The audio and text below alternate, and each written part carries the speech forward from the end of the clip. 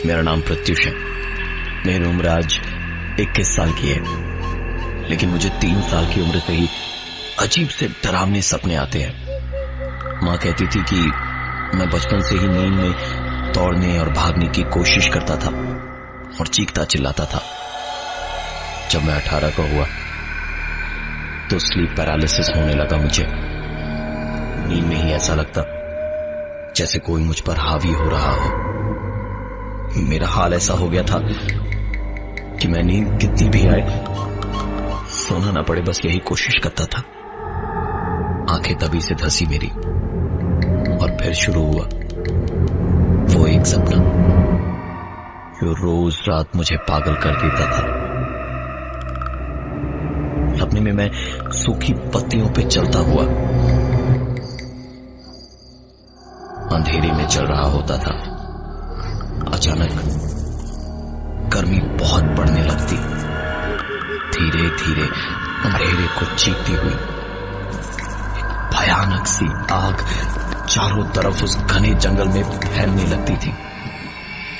उन सूखी पत्तियों जिन पर मैं चल रहा होता था, उन पे वो आग ऐसे दौड़ती जैसे पानी में पत्थर मारने पर कोई मछली भागती है। मैं उस आग से बचने की, भागने की कोशिश करता, लेकिन वो आग धीरे धीरे मुझे चारों तरफ से घेर लेती और फिर मैं अचानक जंगल में नहीं बल्कि अपने स्कूल की रेस में भाग रहा होता था। पर इस रेस में मैं अकेला था। पूरा मैदान लोगों से खचाखच भरा था, पर कोई आवाज नहीं होती थी सिवाय मेरी भारी होती सांसों और बढ़ती हुई धड़कन के। ये रेस खत्म हो जाती, लेकिन मैं फिर भी भागता ही रहता। लाख कोशिश करके भी मैं रुक नहीं पाता। ऐसा लगता जैसे कोई मेरे आसपास है जो मुझे रुकने नहीं देना चाहता। भागते भागते पूरे मैदान में बैठी भीड़ के लोग मेरे पीछे पीछे भागने लगते, पर आवाज कोई नहीं कर रहा होता। जैसे जैसे ये भीड़ मेरे पास आती, मैं उस मैदान से भागते भागते भागते अचानक खुद को ट्रैफिक जैम में फंसा पाता। वो मैदान जितना शांत था, उतनी ही आवाज इस ट्रैफिक जैम में थी। चारों तरफ हॉर्न का बजना, गाड़ियों के इंजन का शोर और धुआं। और तभी उस बीच मेरा फोन बजता। फोन हॉस्पिटल से आया था। इस फोन पर मुझे पता चला कि मां की तबीयत बहुत खराब है। मुझे जितनी जल्दी हो सके हॉस्पिटल पहुंचना है। मैं मां के पास पहुंचने के लिए भागने लगता हूं और ट्रैफिक में गाड़ियों के बीच फंसता जाता हूं। उस जैम से आगे निकल के खुली सड़क पे मैं फिर भागने लगता हूं और भागते भागते भागते भागते मेरी आंख खुलती है तो खुद को देखकर मैं रोने लगता हूं, क्योंकि मैं दौड़ नहीं सकता।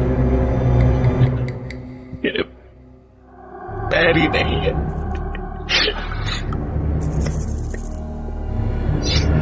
मुझे स्लीप पैरालिसिस यानी नींद में हिलडुल ना पाने की दिक्कत भी थी।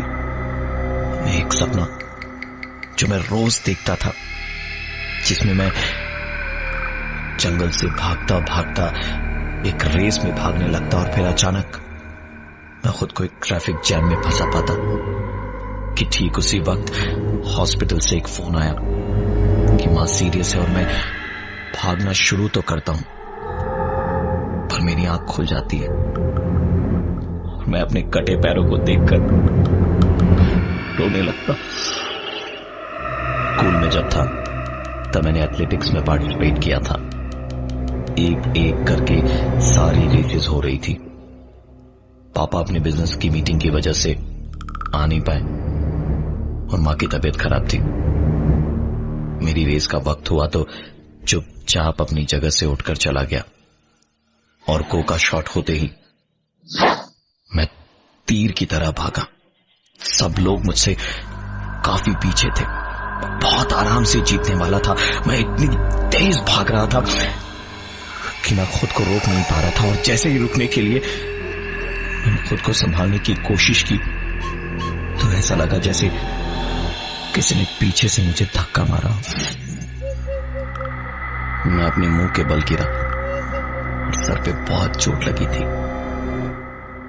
होश आया तो देखा मैं हॉस्पिटल में हूं। तेज बुखार में मेरा बदन तप रहा था। पानी मांगने को मुंह खोला तो दर्द से बंद मुंह में घुटी हुई चीख निकली। होठों पे स्टिचेस थे। बहुत बुरी तरह मुझे चोट लगी थी। मेरे बिस्तर के पास ही चेयर पर बैठा एक लड़का मुझे देख रहा था, लेकिन उसके चेहरे पर न तो कोई हंसी थी, न कोई दुख, न ही गुस्सा। उसका चेहरा बिल्कुल एक सफेद पन्ने के जैसा था। मैं उसे जानता नहीं था। मेरा मुंह भी सिया हुआ था तो कुछ बोल नहीं पा रहा था। तभी मां अपनी बीमारी में ही उठ के हॉस्पिटल में मुझे देखने आए। मैंने धीमे से किसी तरह पूछा, ये लड़का कौन है? तो मां ने बताया कि रूम में मैं अकेला पेशेंट हूं, वहां कोई भी नहीं है। मेरे बार बार पूछने पे मां को और डॉक्टर्स को लगा कि सर पे चोट लगने से मैं थोड़ा मेंटली डिस्टर्ब्ड हूं। हॉस्पिटल में ही न्यूरो डिपार्टमेंट में डॉक्टर ने चेक किया तो उन्हें कोई प्रॉब्लम नहीं दिखी मुझ में। हॉस्पिटल से डिस्चार्ज हुआ तो साइकियाट्रिस्ट को भी दिखाया।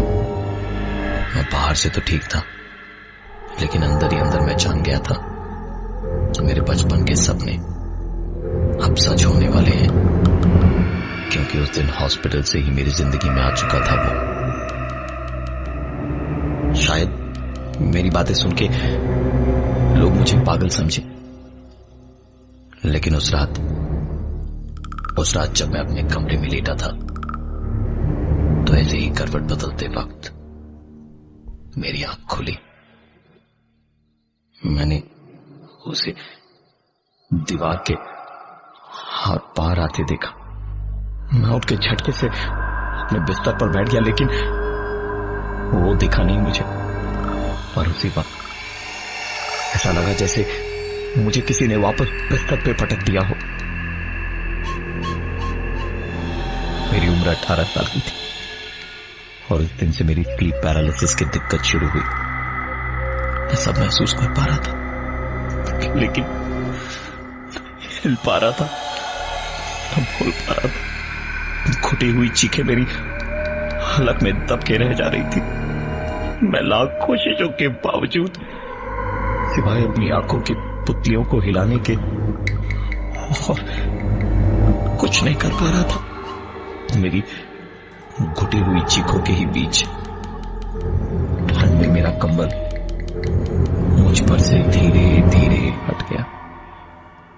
पूरी रात मैं ठंड में कांपता रहा और अचानक ऐसा लगा जैसे कोई मेरे शरीर पर हावी हो गया है। ना ही मैं कुछ बोल पाया, ना ही मैं कुछ कर पाया। पर सुबह की पहली किरण के साथ ही और फिर मैं पूरी रात एक पत्थर की मूर्त की तरह पड़ा रहा। ना हिल पाया, ना चीख पाया। और सुबह होते ही मैं वापस ठीक हो गया था। ऐसा रोज होता है मेरे साथ। मैं अंधेरे से डरने लगा था। रात को लाइट जलाकर सोता था। जितनी भी बार मैंने मां पापा को बताने की कोशिश की तो मां को ऐसा लगा जैसे मैं पागल हो रहा हूं और पापा को अपने बिजनेस के अलावा कुछ दिखाई नहीं दिया। एक रात मैं एग्जाम से पहले पढ़ते पढ़ते अपने बिस्तर पे बैठा बैठा ही सो गया। मां मुझे देखने आई तो मुझे बिस्तर पे अच्छी तरह से लिटाकर कमरे से बाहर निकलते वक्त उन्होंने लाइट बंद कर दी। लाइट बंद होते के साथ ही मेरी आंख खुल चुकी थी। दरवाजा मेरी आंखों के सामने धीरे धीरे बंद होते होते अचानक से रुक गया था। दरवाजे के उस खुले हुए भाग से दो आंखें मुझे साफ दिखाई दे रही थी। ये आंखें जानी पहचानी थी। मैं हर रात ये बर्दाश्त नहीं कर सकता था। मैं उठकर तुरंत पीछे वाले दरवाजे से बाहर की ओर भागा और भागते भागते पुराने पार्क वाले मोड़ पे चला गया। मैं जानता था कि सिगरेट पीना मौत को खुद बुलाने जैसा है, लेकिन छुप छुप के सिगरेट पीने की आदत पड़ चुकी थी मुझे। मैंने सिगरेट पी के पीछे फेंक दी और लैंप पोस्ट के सहारे खड़ा गहरी सांसें लेके रोता जा रहा था कि क्यों हो रहा है मेरे साथ। कि तभी अचानक पीछे से जलने की बू आई। पलट के देखा तो पुराने पार्क के पत्तों और कचरे के ढेर में आग लगी थी। साथ ही सूखे पौधों और पत्तों में आग लग चुकी थी। इस वक्त ये आग तेजी से मेरी तरफ बढ़ती जा रही थी और मैं भाग रहा था। भागते भागते मुझे समझ आ चुका था मुझे क्या करना है। मैं वापस उसी पीछे के दरवाजे से अंदर घुसा और कमरे की लाइट ऑफ करके चुपचाप लेट गया। उसके बाद वही हुआ जो हर रात मेरे साथ होता।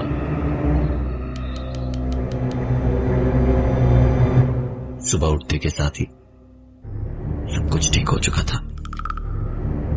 फाइनल एग्जाम्स के पहले स्कूल की तरफ से एक आखिरी इंटर स्कूल एथलेटिक टूर्नामेंट खेलने गए थे हम। वहां पर कोई दिक्कत नहीं हुई। 4 गोल्ड मेडल भी जीते थे मैंने। लेकिन पूरे वक्त मुझे ऐसा लग रहा था जैसे कोई है जो मुझे देख रहा है, मुझे फॉलो कर रहा है, मेरी वापसी का इंतजार कर रहा है। वापसी के वक्त हमारी स्कूल बस एक ट्रैफिक जैम में फंसी हुई थी कि तभी मेरे पास एक फोन आया। ये फोन हॉस्पिटल से था। पता लगा कि मां एडमिट थी और बहुत ज्यादा सीरियस। पापा को बैंगलोर से पहुंचने में 3 घंटे लगने वाले थे क्योंकि वो बिजनेस मीट के लिए बैंगलोर गए हुए थे। मैं जानता था कि ट्रैफिक से निकलने में बहुत टाइम लगेगा, तो मैंने बस से उतर के भागना शुरू किया। हॉस्पिटल वहां से 30 मिनट की दूरी पे ही था। रोड पे पहुंचते पहुंचते ही सिग्नल खुल गया और गुजरते ट्रैफिक में एक गाड़ी ने मुझे टक्कर मारी। मैं बीच सड़क पे गिर पड़ा। एक कार मेरी आंखों के सामने डिसबैलेंस होते हुए बहुत करीब से किसी चीज पर से गुजरी। दर्द तो बहुत हुआ, लेकिन मैं बेहोश हो चुका था। मेरी आंख खुली तो मुझे पता चला कि मेरे डैड जिस प्लेन में ट्रैवल कर रहे थे वो प्लेन क्रैश हो गया और मां इस दुनिया में नहीं थी। और इस सच्चाई से भाग पाने के लिए मेरे पास मेरे पैर नहीं थे। वो कार के ऊपर से गिरा। कभी स्लीप पैरालिसिस तो कभी सपने में जगह जगह से भागते रहना और उसके बाद अचानक मेरे हर एक डरावने सपने का सच हो जाना। रेसिंग में स्कूल में हमेशा तेज भागता था, लेकिन एक रोड एक्सीडेंट में मैंने अपने पैर खो दिए। मां और पापा भी दुनिया में नहीं थे अब। मेरा भी इस दुनिया में जीने का कोई मतलब समझ नहीं आ रहा था मुझे। पापा की कंपनी की तरफ से मुझे एक नर्स और घर पे एक बटलर दिया गया जो मेरी देखभाल करते, वक्त पे दवाइयां और खाना पीना देते रहते थे। लेकिन जब जीना ही ना चाहे कोई तो भूख प्यास कहां से होगी उसे। एक मशीन की तरह जी रहा था मैं। पढ़ाई लिखाई सब कुछ छोड़ दी। दिन भर बस घर में ही पड़ा रहता। मां की याद आती और अपना ही हंसता हुआ चेहरा भूल गया था। एक रात की बात है, काफी दिन हो गए थे। मुझे नींद में कोई दिक्कत नहीं होती थी। अब लाइट्स ऑफ करने पर भी कोई परेशानी नहीं होती थी और उन डरावने सपनों का भी आना बहुत कम हो गया था। लेकिन इन सब के बावजूद जिंदगी में अकेलेपन से तंग आ गया था मैं। नर्स खाना खिला के दवा देकर चली गई और मैं चुपचाप कमरे में एक लाश की तरह बैठा हुआ था। बैठे बैठे ही सोचा कि आज सब दर्द को एक झटके में ही खत्म कर दूंगा। मैंने हाथ बढ़ाकर टेबल पर रखा और हल काटने वाला चाकू उठाया और अपनी खलाई पर रखकर काटने ही वाला था कि मुझे एक बार फिर से वही बच्चा दिखाई दिया। इस बार वो पहली बार मुझे मुस्कुराता हुआ दिख रहा था। मैं अपनी कलाई काटूं इससे पहले ही उसने मेरा हाथ पकड़ लिया और इतनी जोर से मरोड़ा कि चाकू मेरे हाथ से छूटकर नीचे गिर गया। मैं बिना पैरों के हाथों के बल घिसट रहा था, लेकिन चाकू के पास नहीं पहुंच पा रहा था। शायद उसे मुझे जिंदा और ऐसे दर्द में देखकर बहुत ज्यादा खुशी मिल रही थी। मैं ऐसे ही घिसटते हुए बिस्तर से नीचे गिर गया और टेबल के पास तक पहुंचा। सारे ड्रॉर्स खोल खोल कर चेक कर रहा था कि कहीं कुछ मिल जाए तो अपनी जिंदगी खत्म कर लूं आज। तभी एक डायरी पर नजर पड़ी। खोल के देखा तो ये मेरी मां की डायरी थी। मेरी मां ने मुझे कभी नहीं बताया था, लेकिन इस डायरी में लिखा था कि ऐसे सपने और एक ऐसा ही बच्चा मेरी मां को भी दिखाई देता है। उस डायरी से तस्वीर नीचे गिरी जिसमें मेरे पापा उसी लड़के और एक औरत के साथ में थे। ये डायरी जब मैंने आगे पढ़ी तो पता चला कि मेरे पापा का एक परिवार मां और मेरे अलावा भी था, लेकिन उनसे पापा ने कभी शादी नहीं की। उन्हें यह शिकायत थी पापा से और मेरी मां को मेरे पापा से हुई इस भयानक गलती की शिकायत थी। दोनों ने ही पापा से दूर जाने की कोशिशें की, लेकिन मां मेरी वजह से और वो औरत उस लड़के की वजह से कभी अलग नहीं हुए। रब के तानों और तरह तरह की बातों से एक दिन तंग आकर उसने अपने बेटे को रात के वक्त कमरे की बत्ती बुझाकर मार दिया और उसके बाद खुद भी सुसाइड कर लिया। सच कहते हैं, किसी